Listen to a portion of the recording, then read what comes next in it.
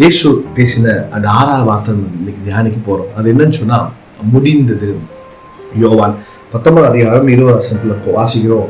இயேசு ஆடிய வாங்கின பின்பு முடிந்தது சொல்லி தன் தலையை சாய்த்து ஆவியை ஒப்பு கொடுத்தார். இது எதை குறிக்குதுன்னு சொன்னா இயேசு கிறிஸ்துவின் அந்த கடைசி உலகத்துல இருந்த காலத்தை குறிக்குது.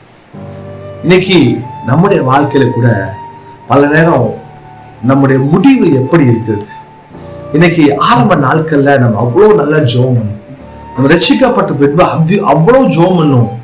ஆனா இன்னைக்கு நம்முடைய வாழ்க்கையில நம்முடைய ஜெபம் எப்படி இருக்குது? நம்முடைய வேத வாசகம் எப்படி இருக்குது? இன்னைக்கு பலர் ஆவியில ஆரம்பிக்கிறாங்க, ஆனா முடிவு மாம்சத்துல முடிக்கிறாங்க. இன்னைக்கு பலர் ஆரம்பிக்கிறது மாம்சத்துல ஆரம்பிக்கிறாங்க, முடிவு ஆவியில முடிக்கிறாங்க. இன்னைக்கு நம்முடைய முடிவு எப்படி இருக்கிறது? ஆரம்ப நாட்கள் இந்த ஜெபம் இன்னைக்கு நம்ம வாழ்க்கையில இருக்குதா? ஆரம்ப நாட்கள் இந்த வேதவாசம் இன்னைக்கு நம்முடைய வாழ்க்கையில் இருக்குதா? இன்னைக்கு ஆண்டவரோட சில விஷயத்தை எதிர்பார்க்கிறாரு. என்னன்னு சொன்னா உங்களுடைய வாழ்க்கையில ஆதி நிலைக்கு நீ திரும்புன்னு கத்த சொல்லிட்டார்.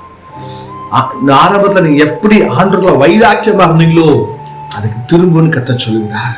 பைபிள்ல வாசிக்கிற பிரசங்கி 7:8 ஒரு காரியத்தின் ஆரம்பத்தை காட்டிலும் முடிவு நல்லது.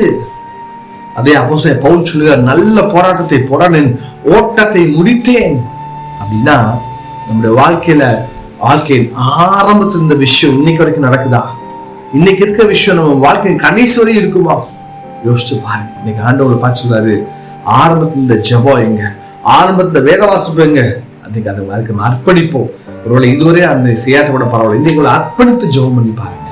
கர்த்தர் ஆசீர்வதிப்பார். நம்ம ஜெபிக்கலாம். பரிசுத்தமுள்ள பிதாவே, இந்த நல்ல ஆஸ்வதிக்கப்பட்ட காலவேளைக்காய் ஸ்தோத்திரம்.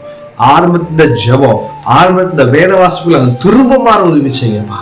ஆண்டவரே, நாங்கள் இழந்து போன மகிமையை பெற்றுக்கொள்ள கர்த்தர் உதவி செய்யுங்க. ஆசீர்வதி. இயேசுவின் நாமத்தில் பிதாவே. ஆமென்.